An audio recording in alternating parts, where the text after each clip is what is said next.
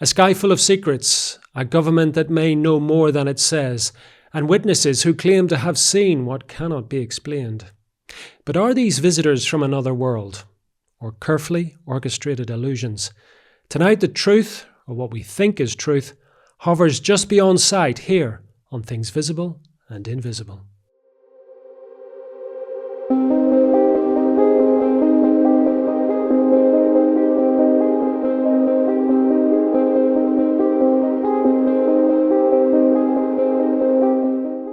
Alejandro Rojas is an American researcher, writer and broadcaster specializing in UFOs, unexplained phenomena and fringe science. He is the host of Open Minds UFO Radio, as well as a consultant to Enigma Labs, where he investigates sightings, encounters and the latest developments in UFO research. And he joins me down the line from his home in California. Alejandro, welcome to Things Visible and Invisible. Hello, thank you for having me. Alejandro, before we get into some of your latest research, I want to unpack a question that a lot of people have who watch programs like this or listen to similar podcasts and radio. And it's this. We have heard a lot about disclosure for many years now. Some of us are old enough to remember disclosure being talked about many, many decades ago.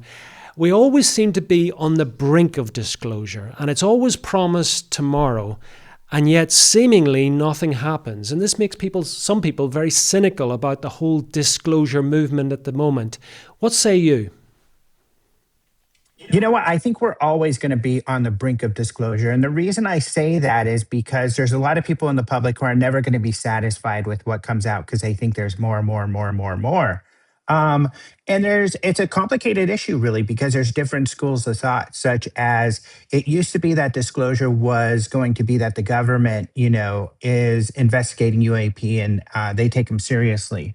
Then it was kind of also this idea that they'll disclose all of these things that they're hiding.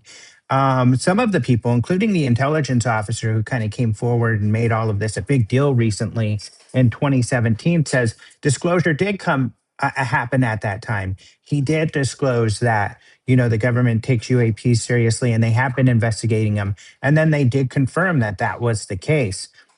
So that was kind of a form of disclosure. Next is, well, what do they know? Again, there are some people who might argue that that's also already happened, and that really the U.S. has disclosed and declassified thousands and thousands of files on this topic. And so the question is, do they have more or not? Of course, there are a lot of people that believe they do. I think that certainly we can see that there are situations where they haven't given us the whole story. So they definitely know more. What is that and why? We don't know. But again, the idea that many have is that, that there's anything from bodies recovered to ongoing, communication with extraterrestrial civilizations.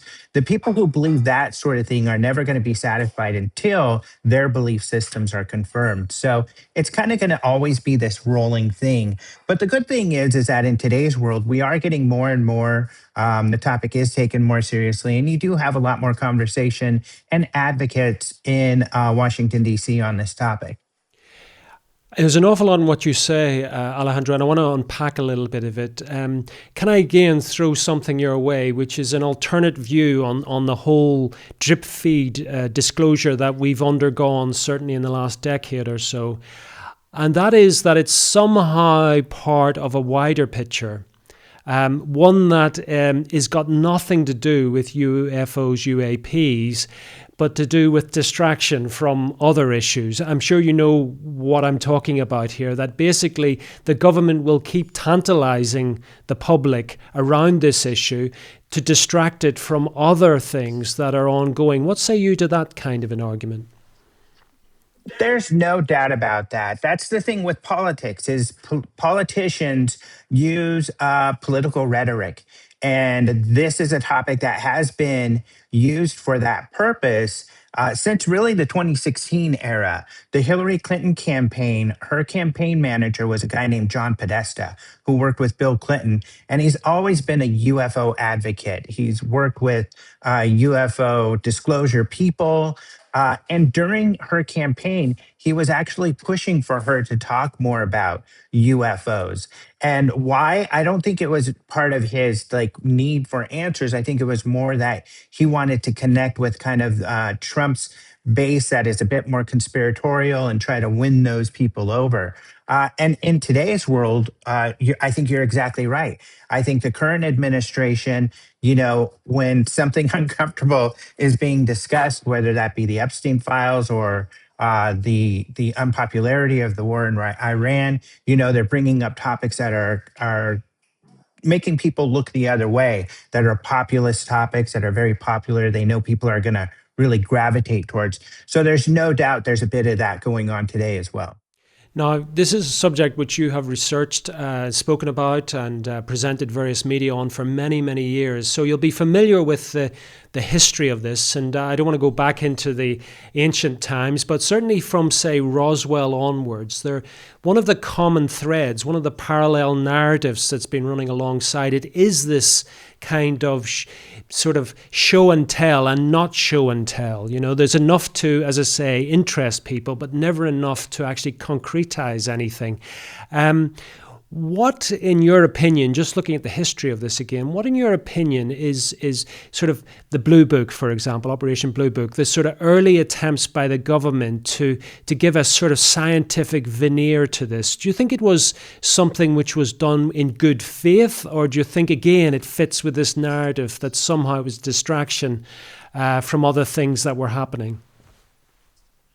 Yeah, a bit of all the above. Really, when you do the research and you look at the different people involved with it, people like Dr. J. Allen Hynek, who was a scientific consultant, or the first head of Blue Book, Edward Ruppelt, those were people who were more genuinely looking for answers. But at the same time, they write about their experiences with superiors who were using this more for political rhetoric, or also it's a very delicate game when you're dealing with materials or objects that you can't identify. That goes to a section of the military, foreign intelligence. And this is where they decipher where it comes from, what it is. But this is also the root of spy work. If it's something from Russia, we discover. If it's something from China, we discover. We don't want them to know what we know. And we want to manipulate what they think we know. So this is where the spy stuff, the counterintelligence and intelligence comes in. And there's evidence that this topic has been used for that, to manipulate kind of that arena. So it's a very sensitive kind of area that all of this fits in. And you can kind of see the dilemma when they receive something. Let's say they get something that was unidentified. Then they have to examine it and determine what it is. And how do you go out and say it's this or that, or it's extraterrestrial, when really you don't know what it is? At that point, especially if it is foreign technology and you just can't understand it, you're going to want to hold those cards closely. So it's a very tricky area to be dealing with. So I think you have a bit of all the above, and that's what makes this field so confusing and why it's hard to decipher necessarily all of the motivations going on for certain cases or incidents, because there's just so many different motivations. Does this also feed into then the sort of unease some of us have around the whole disclosure movement? Because that sort of lack of integrity throughout the past, say the last 70, 80 years, doesn't really fill one with confidence going forward that the government's going to say the whole truth and nothing but the truth, that there will be some manipulation of whatever information is disclosed. Is that your feeling too, Alejandro? Definitely. So, one of the things that I've written about quite a bit and has gotten some more visibility, but is being completely ignored by mostly the media and especially enthusiasts in this area, is disinformation. Um, we know that the government has employed disinformation, so sent out, for the reasons that I talked about, kind of the spy work, the intelligence, counterintelligence stuff. They put out information that is false. There's a particular case in the 80s that has to do with Area 1 and everything, Area 51 and all of that. this mythology that was put out by an Air Force agent in the Office of Special Investigations in Kirtland Air Force Base in Albuquerque. That was disinformation. He admits I was putting out disinformation and I was tasked to do this. More recently, to your point, is Arrow. So that's the all domain anomalous research office or resolution office that the DoD has put together in the United States. And they're investigating this topic. And they recently wrote a report on the history of this topic and their discoveries. Well, it came out by the Washington Post that they had held some information back at the behest of the Air Force. The Air Force said, please don't print this information. What was it that they held back? A disinformation program, a program where supposedly it had to do with hazing, where they were telling their officers that UFOs are real and we've discovered these alien spacecraft. And it was kind of a test to see what these guys would do. But they didn't always tell these people at the end that this wasn't real. And so these people went forward believing these things to be true and then kind of eventually leak that stuff to the press. And it creates this big problem where then the Air Force is trying to answer to these allegations that they, in fact, started themselves that were false. So you can see why the Air Force would be like, hey, don't cover this. Well, there we go. Evidence that they were manipulating the information coming out to the public, asking information to be withheld. And my question is what else have they withheld? And what about this topic in general? What else have they given out there that is disinformation? It's one reporter and it's a couple people who came across this information, but I think there's a whole history here that has not been explored. And unfortunately, because the UFO crowd is like, uh-oh, that kind of discredits what I'm saying, it hasn't been a popular topic. So the topic gets pushed to the side, which I found to be the case even before the Washington Post, the articles I was writing. People don't want to hear about this stuff, but it's a really important aspect to all of it, especially if we want to understand what is real and what is not. Absolutely. In fact, I mean, I think you've hit the nail on the head there in terms of on one side, we have disclosure. And I'm sure I don't need to tell you that there are many people who are fervent in their belief that this will happen and then it's a game changer, et cetera, et cetera. And then on the other side, we have equivalently fervent believers that it's misinformation. And it's disinformation, and it's got nothing to do with this. It's got a whole different agenda, and these two parallel narratives seem to run alongside each other. And most people, I assume, are in the middle, and they're looking either way, scratching their head, not sure what to believe. The other thing is this, Alejandro, in the context of that. I'm sure I don't need to tell you, living in the United States, that we have moved into an age where information is where information overload, but analysis of what's real and what's fake, etc., has never been more, shall we say, precious and more needed and more difficult to find sometimes. Plus the backdrop where most authorities today, be they governments or otherwise, whatever the establishment happens to be, there's an element of doubt in a lot of people's minds around that. Put that all into a cauldron, and I'm wondering if we're ever going to get to a situation where we will actually know anything more than we do at this current point. I think you make a lot of great points there. When you have people, and I think this is the silent majority, the people who aren't online, creating a ruckus, is just your normal average person that I talk to, they're in the middle. Like you said, there's these two narratives and they don't know what the truth is. And to your point, where are they going to get those answers? The government has already said that their information has been jumbled. They've been asked to withhold information. They also have these motivations and where they're not sharing information, but they're not telling us why they're not sharing that information. So that's not really a trusted source. You have the media, which is really gotten, in my opinion, more tabloidish. They're looking for clips. They're looking for what's sensational. And they're really spinning and putting these big stories out there that are just sensational and spun, but not well researched. And unfortunately, science isn't taking the front seat like it should be, like it has in the past. And there's a couple reasons for that, I think.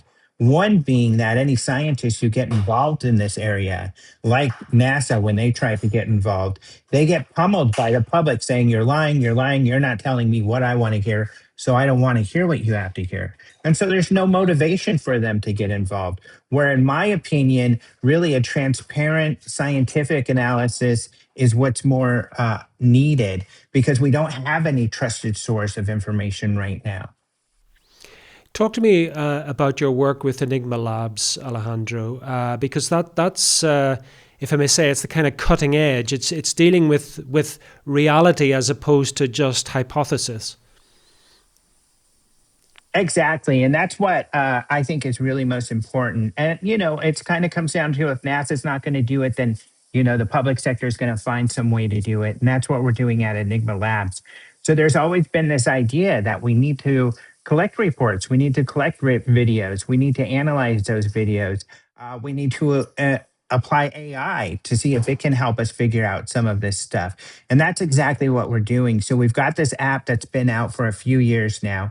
We get reports from all over the world. And kind of proof of concept for us is SpaceX. They've got all of these rockets going up, they've got all these satellites going around. And when something happens with SpaceX, we'll get reports. Oh my gosh, we saw this, we saw that. And we can see what people are seeing out there when there's these bigger events. I'm just hoping something more anomalous comes along as a big event. We do get thousands of reports. We've got over 50,000 reports so far. The United States and the UK and Canada are some of the bigger countries that are submitting reports to us. But a lot of these reports, because it's an app based, come from with video. And so that's what's really interesting. Right now, we kind of crowdsource, we kind of citizen science that, where we have a great community of people who comment on each video and say what they think it is. And people can kind of debate that and try to figure it out.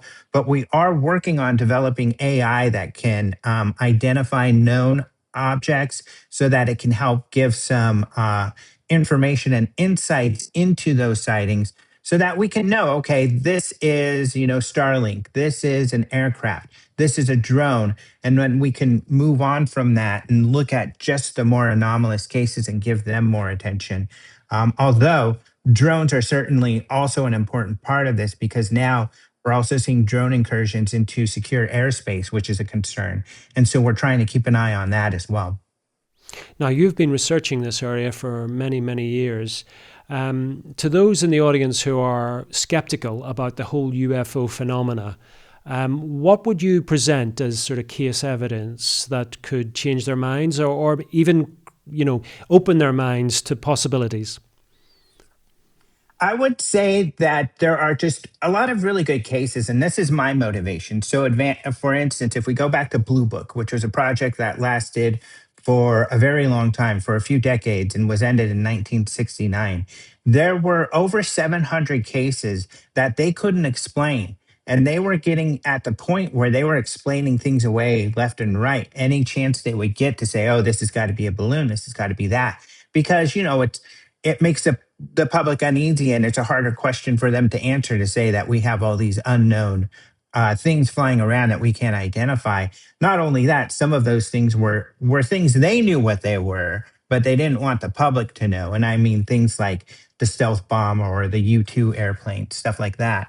Um, and they, of course, didn't want to speak to that. But there are over 700 cases that are mostly military or law enforcement that are really good, that could not be explained. In some cases, like if you go to my Open Minds website, I just highlighted a case from Lumberton, North Carolina, where there were multiple police offices and officers involved with chasing this triangular object around the state over a couple of days. And many of the main researchers and police officers seeing this triangular thing, it beamed a light down, and it was an extraordinary case. More recently, we have these cases coming from the Navy.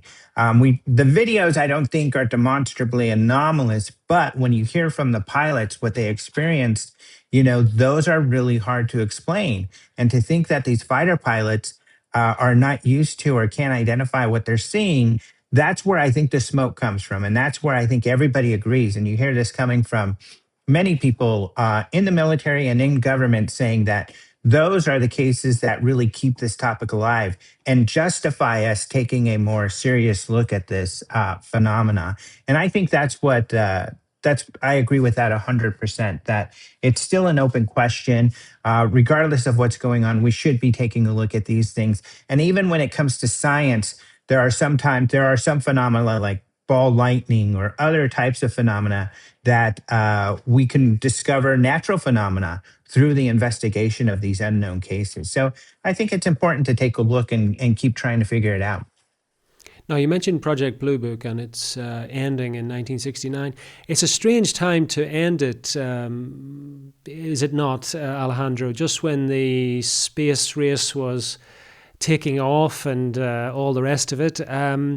Do you have your own views on why something which produced so much material, 700 sightings which were not explained, why suddenly that the tap would be turned off, it would be stopped, ended, and nothing to see here, move on? Yeah, I think it was really not turned off. It was just made non-public, and we have a famous a famous document from that period of time where there's a general saying, "Hey, don't worry. We're still looking at these cases. The most important cases go up through a different protocol, and we are examining what those are. It's just we're not really going to be sharing with the public anymore what we're doing and what we're looking at." So I think that's been the case, that they continue to look at it. But where does this go? This goes to that kind of foreign intelligence, very highly top secret sort of departments that are looking at this sort of stuff. So I think it's really difficult for them. First of all, they can never satisfy the public, kind of like what we talked about earlier. If you're not coming out and saying, "Oh, we spotted some aliens," there's going to be a big section of the public interested in this topic that aren't going to be happy with you. And then also, some of these are top secret projects. They don't want to acknowledge that at all. Because if you say, "Oh, yeah, that was just one of our top secret aircraft," well, now you've just told the world and all of our enemies that this case and the characteristics that they see in these videos or in this case are some of our cutting edge technology where they can then glean information about our most sacred secrets. So it's kind of a lose lose situation. So they really wanted to shut it down for a long period of time. And they were trying to shut it down. It's just there were incidents that were happening that were really capturing the public's interest. So the public was really asking to keep this alive. And it wasn't until 69 where they got cooperation from the University of Colorado to do kind of this somewhat fake investigation where they were trying to justify shutting that down. What's interesting about that investigation, the Condon report, anybody could look it up. It actually, if you read the report, is a good argument to keep these investigations going on because they found several cases that they really couldn't answer. And France, an engineer in France, read that report and he actually helped start a official UFO investigation group in France called JPON that exists to this day under their space department. I'm wondering, just listening to you speak, if because we talked earlier about parallel narratives when it comes to disclosure, disinformation, and the rest of it. I mean, is it your view, Alejandro, that since the Second World War, that this subject, in some ways, is one of those kind of touchstones for this kind of what's real and what's official and what's out there and what's unofficial and what's hidden and secret? Do you think that this subject, in some ways, is as much about that as about whether there are extraterrestrials visiting us or not? I think it definitely is. And you can see how it benefits those who don't want to get into this nuance by just saying, "Oh, it's aliens," and keeping people focused on whether or not it's aliens. Because then they don't look at all this other nuance of, what is ours, what is top secret, what is disinformation, what instances is this bad behavior by the government. For instance, that hazing program, which should be investigated, and maybe some people should get in trouble for running that program. So it's easier in it to just say, oh, it's aliens, or to see that into the public that it's aliens. So, and it works. The public is so focused on aliens, they don't want to hear anything except that it's aliens. And in these disclosures, if they don't hear that, they're not satisfied. Now, you've interviewed a lot of people who have probably talked about encounters or sightings. Have you also talked to people, though, who have come into this realm that we're discussing here tonight, which is something where they encounter a kind of government hand on their shoulder when they're trying to understand this or report it or whatever, that leads them to suspect that there's more to this, that the government knows more to this than they're letting on? That's what's interesting is that in my experience, the stories around this sort of thing have been not true. So for the longest time, that has not been the case. Which is funny because working with people who report stuff, that's the thing that they're most afraid of. Is the government going to come after me? Am I going to get in trouble for reporting what I saw? Nobody's gotten in trouble. The government hasn't come after anybody. However, more recently, we have insiders, so people in intelligence that have been coming forward to talk about this stuff. And they say they've experienced this sort of thing. But there's a couple things to keep in mind with that, such as um, classification. These people have security clearances where they can look at classified information. If you have a security clearance, you can't be talking about classified information, even if it's not real, even if it's not really a classified program, but you believe it to be a classified program. You're not supposed to be doing that with a security clearance. So when these people are doing this sort of thing, they are approached and told, hey, cut that out, or you should walk this back, or you should be careful. Often they interpret that as, oh, I'm onto something and they're trying to shut me up, when that's not really the thing. The other thing is maybe they are onto something. Maybe what they're talking about isn't an alien spacecraft, but a top secret program that's being ran. And people are like, hey, be careful about talking about that because you don't want to accidentally reveal something you're not supposed to reveal. Again, there are these instances where these people are I think often mistranslating when they're being told to get back, step back on something. Um, so we have had that more recently, but in the past we really haven't had civilians being told, "Hey, don't do this or don't do that." That's really interesting.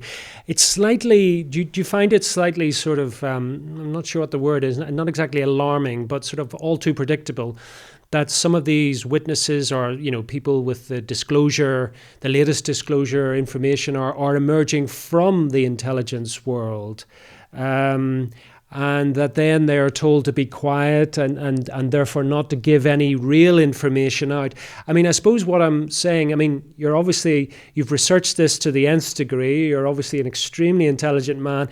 Has it ever crossed your mind, Alejandro, that it's a kind of a double bluff to put these people up, that will say enough to, again, tantalize the audience, but they never say more than they should because somebody in the background is telling them not to, which just reinforces this idea that there's something hidden, when in fact it may also be the government's way of saying, don't look there, look over here. Well, not just our government, but other governments such as Russia. So Russia's been involved with this quite a bit. You'll notice that over the years, RT, for instance, Russian news has a state new owned news has highlighted UFO researchers talking about the government hiding stuff. So this is used to kind of sow doubt in Americans' minds about their own government. So there's that end to it. There's the end that you're talking about, using these people to kind of get disinformation out there and pulling them back, just giving them a little bit so they get it out there, and then pulling them back to kind of keep this alien and to keep people distracted from the real thing. I think there's some of that. The other thing that I find interesting is a lot of these intelligence people that have come out recently have fallen for some of the worst, really UFO hoaxes out there.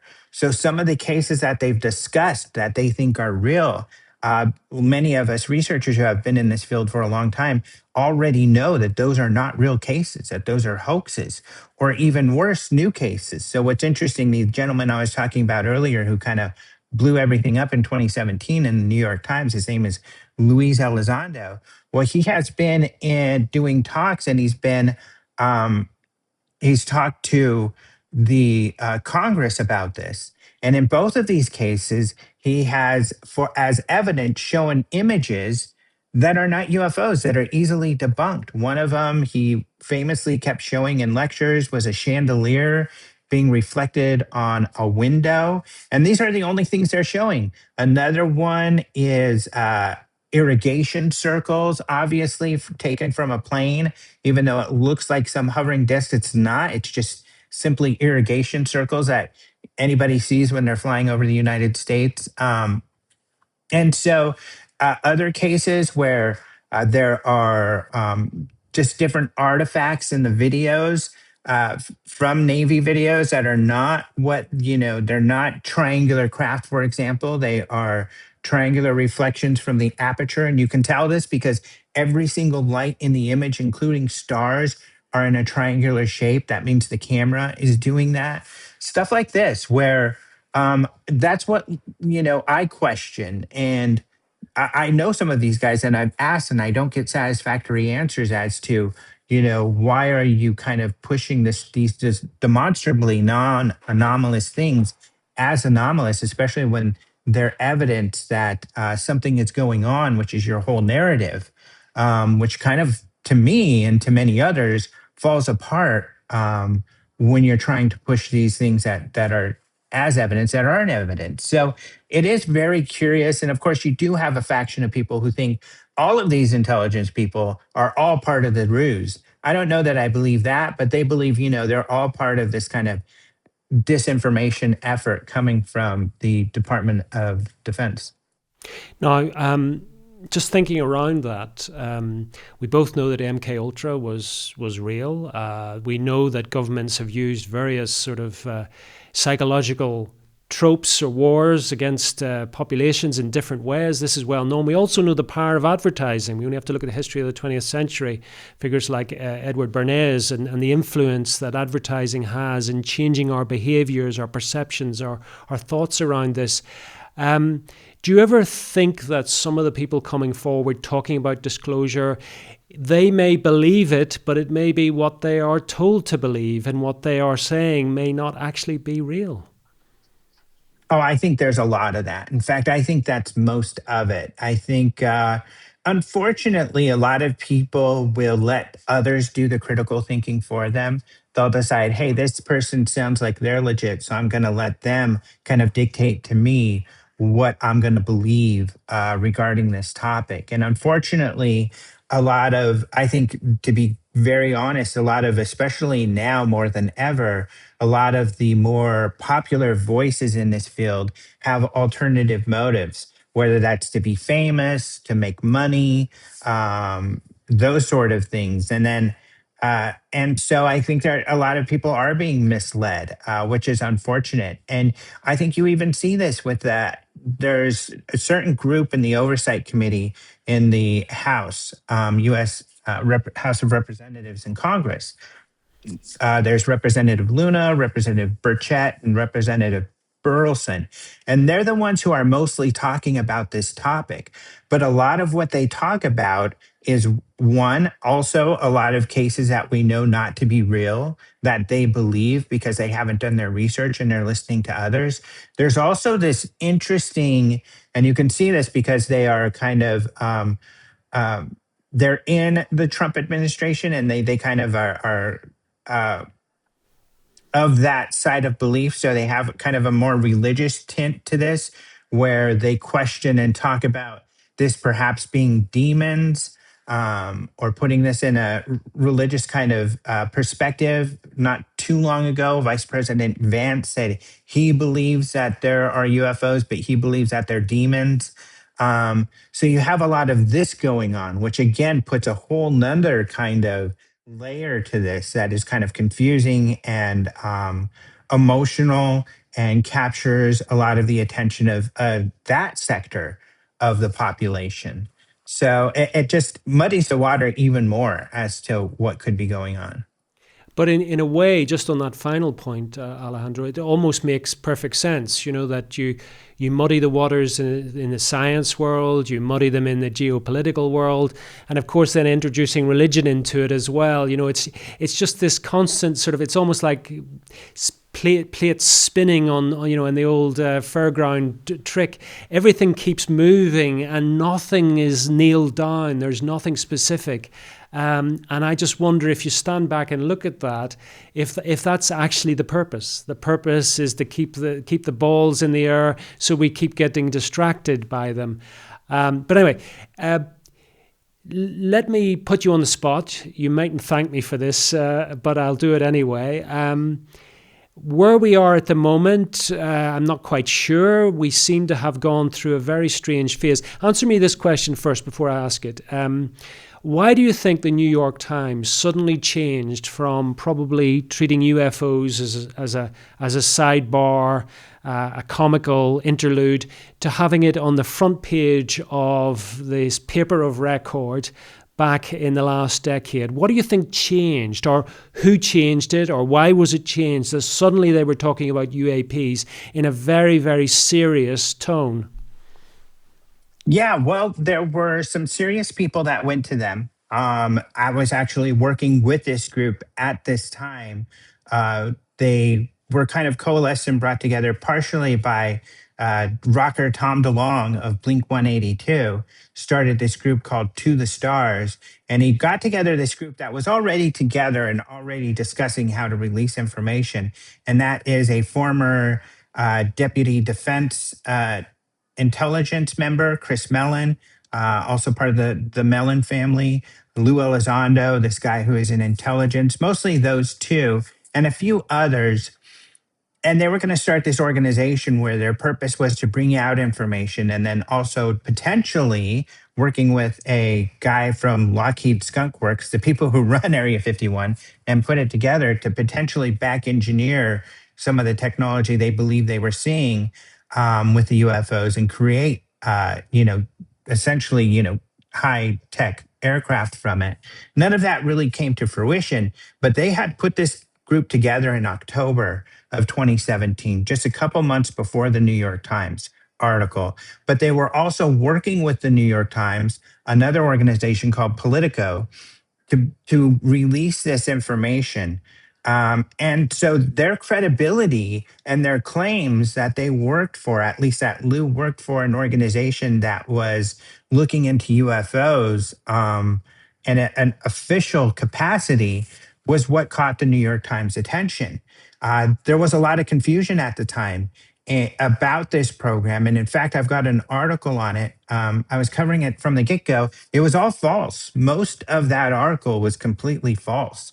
So, what there was this semi official UFO investigation going on, but the DoD didn't know about it. It was working under the guise of a program that Harry Reid, Senator Harry Reid, and some others put together, where, and really, the root of it is the Skinwalker Ranch television program. It was that group that had been researching that ranch for a period of time, put together a program that they said was going to be for looking at advanced aerospace weapon systems. It was called OSAP, the Advanced Aerospace Weapon System Application Program. And they were to write these papers about theoretical technologies that could be used in the future by ourselves or by our enemies, so that we would have an understanding of what future tech might look like. They delivered papers regarding all of this. So to the DoD, they were doing what they were supposed to be doing. They were developing these papers. In the background, however, they were doing paranormal investigations, not just into UFOs, but into the Skinwalker Ranch, into poltergeists, into Bigfoot. I like to say this group has not ran across a paranormal phenomena they didn't believe was real. If you watch the Skinwalker show, you can. It's really just a carry on from that, and so that was not known by the DoD. So the DoD confirmed, yes, this was a program, and if they were doing UFOs, okay, I guess. And then the DoD walked that back and said, wait a second, they weren't supposed to be doing that if they were. And that created a lot of confusion at first. But at first they had confirmed that this group existed, and so the New York Times went, "Okay, let's print this."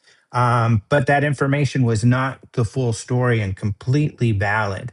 So since it's come out, we've realized that, okay, you guys were looking into UFOs, but it wasn't really in an official capacity, which is unfortunate because we did want to see that. But however, they did release these Navy videos.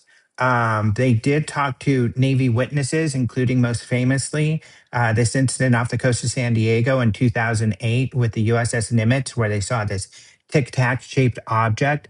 The Navy then in 2019 said, you know what? We believe our pilots. If they say they were interacting with something abnormal, then we believe them and we take this seriously. We take UAP seriously.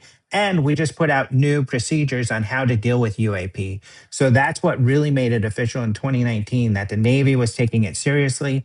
Soon after that, Congress wrote into the defense budget to create this UAP program and then to also release all the files. So they already had it into law that every UFO file out there should be released. And that was a process that started back in like the 2020 area.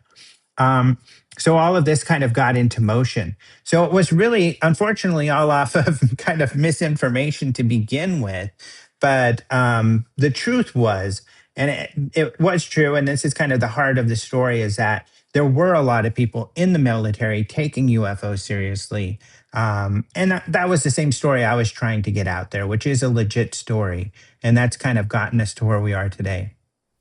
Now, the question I was going to ask you, which is a difficult one, but if you were to put a prediction on this, and other people have come on the show and they've talked about, that it will happen next year, it will happen in 5 years, or it will happen during this administration. What's your sense at the moment in terms of disclosure? Do you think that we're any closer to something a bit more concrete than we've had to date? Or is this something which is still at play and we just can't really give it any time scale? Yeah, I think it's definitely at play, and we may never know. I'm a bit agnostic about it, and here's why. Early on, I used to have stronger opinions, but over time, and trying to be journalistically, uh, skeptical about all of it, I try to just follow the data. And I think the reality could be we've heard 99.9% of what's out there. That the things that they're still not telling us about are just really either top secret, related to our own top secret aircraft, or technologies from our enemies that we don't want the public to know. And there's definitely bad behavior by especially the Air Force, maybe even the CIA. We do have on record that the CIA lied about this topic, that the Air Force now we have on record asked Aero to lie about this topic. What are they hiding? What disinformation programs? When have they lied to the public about this? That's all being hidden. So that's the disclosure I would like to see personally, although most people aren't looking in that direction. So those are the kind of things we know that are still being hidden, but that doesn't mean aliens. Could it be aliens? If it's aliens, I don't think most of these people know. I think that it would be a very small percentage of people in the government, and maybe it's people in just the private sector, such as people in corporations who have been given these technologies to back engineer to work on. I think it would be a very small amount of people. And if that's the case, they're doing a great job on keeping their secrets, and they're not letting go of those secrets ever.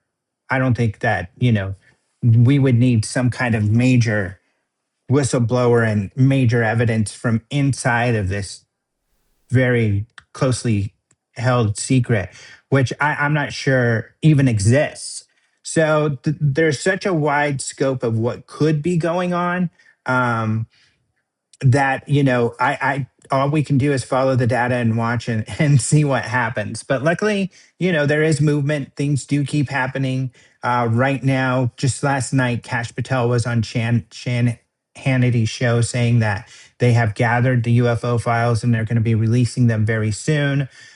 Enigma Labs, a company I work with, probably later today, we're going to be releasing a website where we are overviewing these 46 files that U.S. House Rep Luna, working with the Oversight Committee, has asked the DoD to release. They're very difficult to read and to understand, so we've decoded all of this for people, and we've got a site going up today or tomorrow, so keep an eye on Enigma Labs and our social media, or at Open Minds and my social media. We'll be releasing that. So there's stuff going on constantly. We'll see what these files contain. Of the 46 files that Luna is asking for, some of those we know are not anomalous, such as this Chinese balloon case that she's asking for video to be released, and some other cases where it seems like they were foreign technology, but not ours. However, out of 46 videos, of which she says insiders told her exist, there could be something extremely interesting there. So we'll see. Absolutely. Tell people where they can find out more about you, about your research and the work you're involved in. Mm-hmm. So my website, openminds.tv, is where you'll find really decades of work of me and some of my colleagues, and videos. That has kind of been as an archive. We haven't been active on there for a while, although I keep our social media going. But also you can go to enigmalabs.io and you can download our app that is free, where you can not only upload your sighting report and your videos and get feedback on them, you can also look at the reports in your area. And like I said, we're getting hundreds of reports a week. We've got over 50,000 in there. And we've got historical reports as well. So enigmalabs.io, and on the Enigma Labs, we're on Instagram, we're on X, we're on Facebook, YouTube. We will be putting out more information specifically about these 46 files. And I think we're going to have more information than anybody else has out there. And we'll be updating that very quickly as information comes out. Alejandro, thank you so much for coming on Things Visible and Invisible. Absolutely. My pleasure. Thank you for having me. Thank you for joining us on another episode of Things Visible and Invisible. We're dedicated to uncovering phenomena that challenge our understanding of reality, from ancient enigmas and paranormal encounters to scientific anomalies and forgotten histories.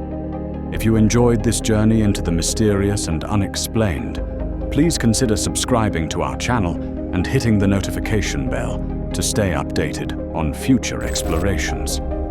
Have a personal experience or story that aligns with our investigations? We'd love to hear from you. Visit our website at tvi.show and reach out through our contact form. While we can't feature every submission, we review them all, and your story might be featured in an upcoming episode. To support our continued investigations, please consider becoming a Patreon supporter or channel member. Your contributions make these explorations possible and give you access to exclusive content, early releases, and monthly behind-the-scenes discussions with our team. Don't forget to check out our merch store. We've got everything from TVI-branded t-shirts and hoodies to stickers and coffee mugs, perfect for showing your support while keeping the mysteries close. Thank you for watching, and we'll see you next time as we continue to explore the things visible and invisible.